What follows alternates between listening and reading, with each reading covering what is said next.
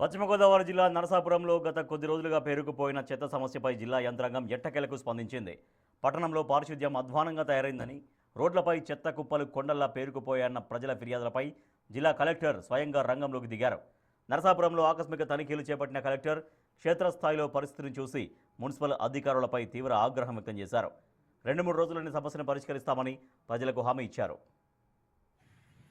నర్సాపురం టౌన్‌లో dump yard issue వల్ల last 1 month నుంచి ఈ శానిటేషన్ ఇబ్బంది అనేది చాలా జరుగుతూ ఉండింది. గార్బేజ్ లిఫ్ట్ చేయడానికి ఆహ్, చేసినప్పటికీ కూడా అది ఎక్కడేయాలి అనే ఒక సమస్యతోటి ఊరంతా కొంచెం అలాగా డర్టీగా ఉండడం, సరిగ్గా ప్రాపర్‌గా శానిటేషన్ వర్క్ అంతా కూడా ప్రాపర్‌గా జరగకపోవడం అనేది గమనించాం. న్యూస్ పేపర్‌లో కూడా చూసాం. ప్రజాప్రతినిధులకు తెలపడం అయింది. అయితే దీని మీద సమస్యకి ఏం సొల్యూషన్ చూడాలని చెప్పేసి మనకు ఆల్రెడీ ఎక్వైర్ చేసిన ల్యాండ్స్ నరసాపురం టౌన్ కోసం ఉన్నాయి. ఆ పిట్స్ 2 చూడడం జరిగింది. అయితే దీనికి ఏ విధంగా ముందుకెళ్ళాలి అనేది అంతా కూడా చర్చిస్తున్నాము.